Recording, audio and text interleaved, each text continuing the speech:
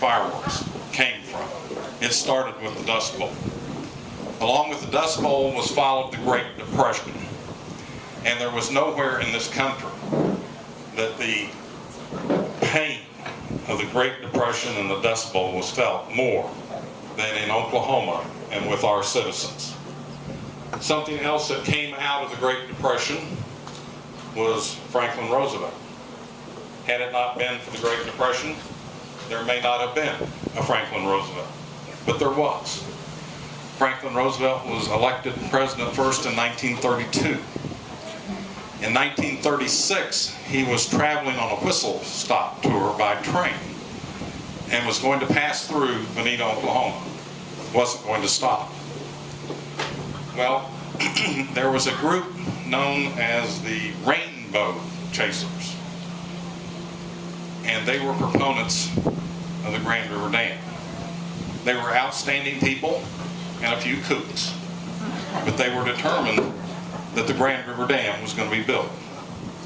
They conjured up and got a resolution passed through the city council that if a train passed through Vinita, Oklahoma with a president on board, the train had to stop. President Roosevelt, agreed to do that and thought he would stop in Vinita, Oklahoma, and he would give a campaign talk. He was greeted with a demonstration by these rainbow chasers and kooks. They interrupted his talk many times, and on the third time, he acknowledged them and he turned to an aide, and they kept chanting, "Build the Grand River Dam, build the Grand River Dam." I don't think he had even a clue as to what they were talking about. He turned to his aide and he said, "When we get back to Washington, we will look into this." Well, he did get back to Washington. And he was reelected in 1936, and the Grand River Dam was built with the aid of the Depression, the Dust Bowl, President Roosevelt, the WPA, and many others. The Grand River Dam came about. Shortly after the dam was completed, the Second World War took place. In that time, there was also a farm boy from Vinita by the name of Bill Bailey. And Bill, he served in that war. He was a Marine, and he served in the South Pacific and participated in some of the bloodiest battles in the South Pacific, including the invasion of the island of Palau, which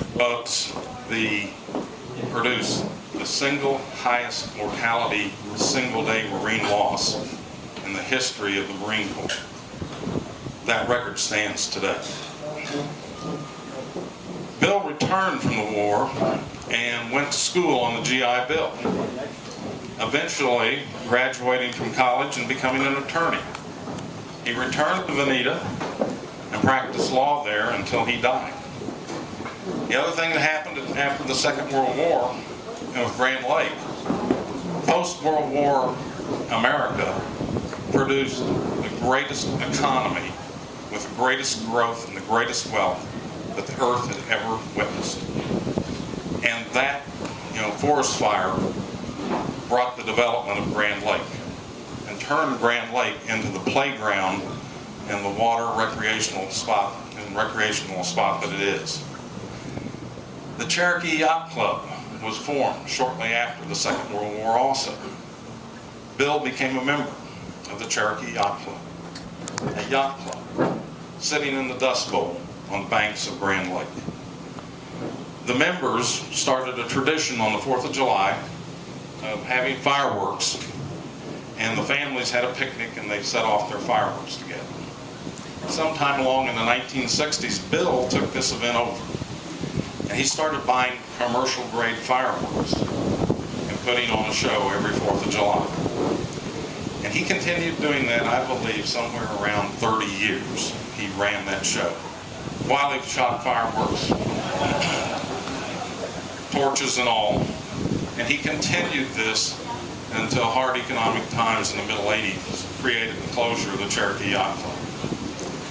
At that time, he came to me and he first asked me to take over the show and continue. I showed a little reluctance, and then he told me I was going to take over the show and that we were going to continue what is now a 65-year-old tradition. I asked for your help when I took on that venture, and you have answered, my call over and over again. And the loyalty, and it's absolutely incredible and unbelievable.